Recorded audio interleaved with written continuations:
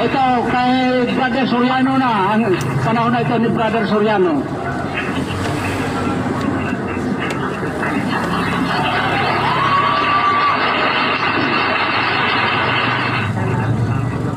Natutuwa naman po kami at naririto kayong lahat. Itutuloy po natin itong ating pag-uusap sa kahilingan ng mga kaibigan nating Seventh-day Adventist ay wala po tayong cross-examination. Kaya sa ganitong klase ng debate, dapat po matalino kayong sumunod sa sinasabi.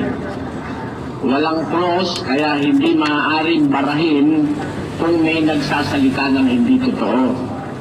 Maging sa panig ko o maging sa panig ng ating kausap.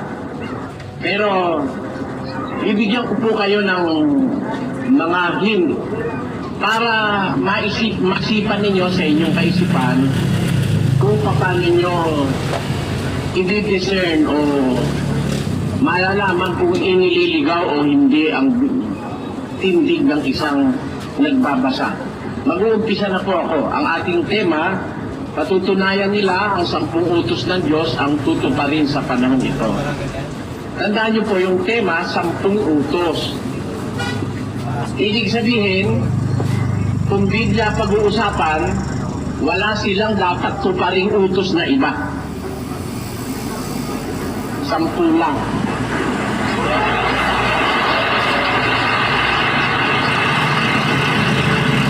Bakit ko po sinabi yun? Pakinggan nyo. Sa Deuteronomio 12:32, ang sabi ng Diyos ganito, kung anong bagay ang iniuutos ko sa iyo ay siya mong isasagawa, huwag mong dadagdagan ni babawasan.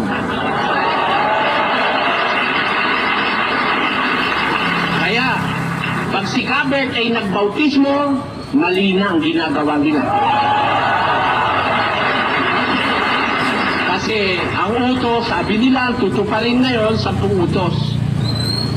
Hindi bali sana kung ang tema, 10 utos at iba pa. Ayan. Pero kung 10 utos, yun ang tinitindigan nilang tutuparin, ito walang ano ito ha, walang personal offense ito, mga kaibigan natin to, mababait na tao itong kausap ko to. Walang dapat maging gulo rito ngayong gabi, mga kababayan. Ngayon, hindi naman yung pagkatao nila pinag-uusapan niya, yung paniniwalang na ituro sa kanilang galing sa Amerika. Yan mo important kasi yan eh. Ito kami naman local ito. Yun ang pagkakaiba namin. Ngayon ganito, yung tema na ang tutuparin eh 10 utos, sabi ng Diyos sa guideline, kung ano yung utos ko, siya mong isasagawa. No more, no less. Huwag mong dadagdagan, huwag mong mabawasan. Sabagay, ang pinaliwanag ni Kabert, complicated eh. Yung 10 utos daw, nilagay sa loob ng kaman. Yung kautusan ni Meses, inilagay sa tabi ng kaman. Imbestigahan natin yung sinabi niya mamaya. Pero ayoko ngayon. Mamaya. Kasi, I think it is misleading. Misleading yon. Misleading. Misleading na sabihin niya na ganon. Yun po may paliwanag doon. Pero hindi ako susunod sa kanya. Umukumbine ang topic na ito. Ibig sabihin, samantalang ikinigiba ko yung kanya, tinitindi ko naman yung akin. Gusto ko maitindi ko muna yung pagkakaroonan nyo ng pag-iisip. Umpisahan na natin. Pagka po ba ang Diyos ay nag-uutos sa tao? Siya ba mismo nakikipag-usap sa atin para mag-utos? Sa Hebreo 1:1 ganito nakasulat. Ang Diyos na nagsalita ng unang panahon sa ating mga magulang sa iba't ibang panahon, sa iba't ibang paraan sa pamamagitan ng mga propeta, ay nagsalita sa atin sa mga huling araw na ito sa pamamagitan ng kaniyang anak. Tandaan niyo po, kung ang Diyos makipag-usap at magbigay ng utos, hindi mismo naman siya nagdadaldal, hindi eh. Pero siyang tagapamagitan na namamagitan sa kanya bilang Diyos, yung nagdadala ng kanyang message at kautusan at salita sa tao. Sabi ni San Pablo, ang Diyos na nagsalita ng unang panahon sa ating mga magulang, yung mga patriarka.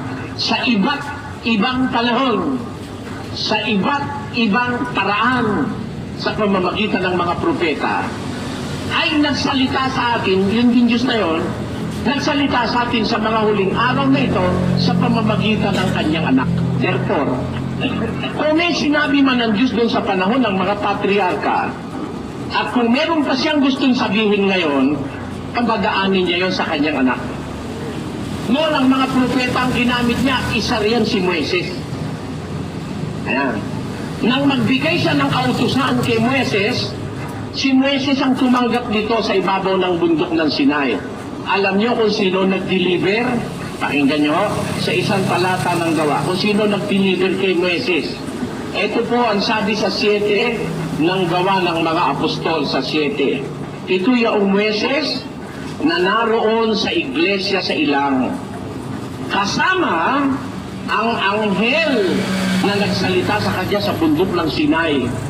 Therefore, ang kausap ni Moises doon na nagbibigay ng instruction, yung anghel.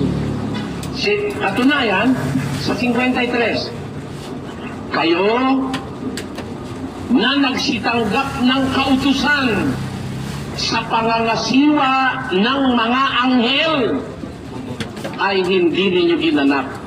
Therefore, yung kautusan na binigay kay Moises sa ibabaw ng bundok Sinai sa pamamagitan ng pangangasiwa ng anghel. Kay Moises binigay yun. Yung ating, sa panahon naman ng ating Panginoon Kristo, kanino naman ibinigay yung kautusan ni Kristo? Pakinggan nyo. Hanggang sa araw na tanggapin siya sa kaitaasan, pagkatapos na makapagbigay siya ng mga utos sa pamamagitan ng Espiritu Santo sa mga apostol na kanyang hinirap. Ito, nang pumanig na sa langit si Jesus, nagbigay siya ng utos. Kanino niya ibinigay? Sa pamamagitan ng Espiritu Santo sa mga apostol. Ayan. Yung kautusan ng Diyos na inukol sa Israel, ibinigay kay Moises sa pamamagitan ng anghel. Tatandaan nyo, dalawang paraan. Yung isa galing sa Sinai, yung isa galing sa langit. Nang makapanig siya sa langit, nagbigay siya ng utos sa pamamagitan ng Espiritu Santo sa mga apostol. Yung como si Kristo ang nagbigay noon, siya ang legislator noon. Ano ang tawag ng Biblia ron sa kautusan na yon ni Kristo? Pakinggan nyo, nagaling sa Diyos, sa isdos, magdalahan kayo ng mga pasanin ng isa't isa. Tuparin ninyong gayon ang kautusan ni Kristo. May tinatawag po sa Biblia, commandments of Christ, mga kautusan ni Kristo. Bakit? Si Kristo kasi ang taga-pagpatupad nun Ngayon yun naman ibinigay sa bundok ng Sinai, kay Moises, yung binigay ng anghel. Anong tawag naman doon? Pakinggan nyo, dito kay Malakias, alalahanin ninyo ang kautusan ni Moises na aking lingkod, na aking iniutos sa kanya sa Horeb para sa buong Israel na may mga palatuntunan at makakahatulan. Tayo? Anong tinutukoy na kautusan ni Moises?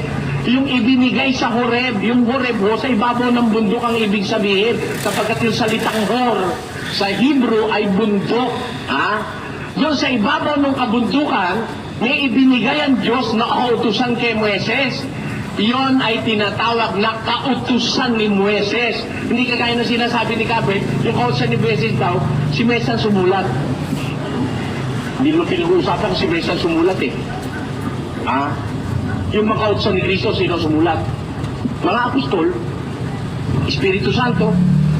Maraming pwedeng magsulat. Pero hindi yung pagsusulat ang pinag-uusapan.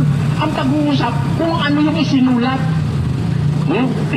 Kaya sino ba nagsulat? Basta ang pinag-uusapan, alin yung isinulat, alin ang isinulat. Ang sabi sa Biblia na ating binasa, alalahanin ng wika ninyo ang kautusan ni Moises na aking lingkod, na aking ibinigay sa kanya sa Horeb. Hindi pala ito basta isinulat lang ni Moises, galing sa Diyos ito. Sa ibabaw ng bundok, tawag doon kautusan ni Moises. Ngayon, pinatutulog ni Kabert, yung kautusan ni Moises, iba yun doon sa 10 utos kasi yung 10 utos, Diyos ang nagsulat. Doon ang punto nun eh. Niya. Diyos ang nagsulat sa 2 tapis na bato. Eh kung mabasa ko sa'yo, na pati yung 10 utos si Moises din ang nagsulat.